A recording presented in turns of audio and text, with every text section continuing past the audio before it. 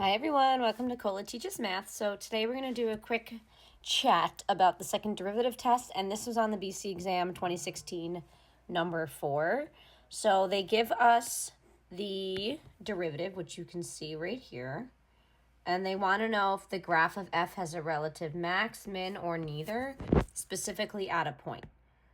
So we're going to use the second derivative test because we don't have enough information to play the sine game, since we have the derivative and it's in terms of x and y.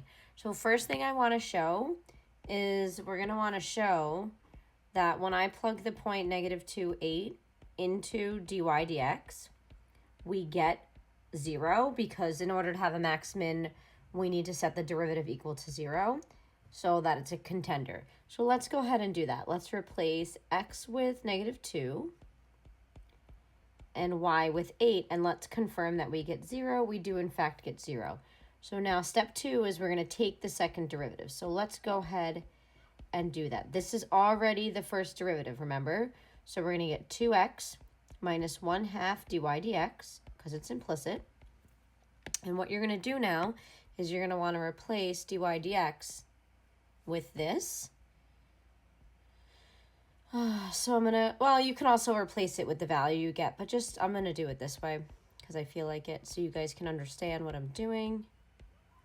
Okay, and now when we replace x and y with the point -2, 8, so we're going to get -2, 1/2, -2 squared minus 1/2 times 8. Yes, I know I could have just replaced this with 0, but I just wanted to show you that's what I'm doing.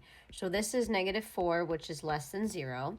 So when the second derivative is less than 0, it means the function is going to be concave down, like a frown, which means my critical point is going to be a maximum. So -2, 8 is a maximum. So quick overview of the second derivative test. You ready? Step 1, you need to find critical points. They're basically saying check that -2, 8 is a critical point. Step 2, plug the critical points, plug CP critical points into the second derivative.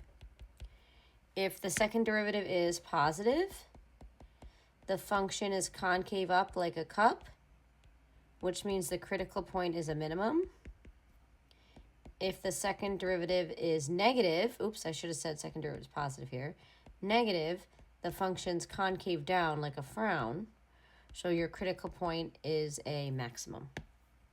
Okay? And that is the second derivative test in a nutshell.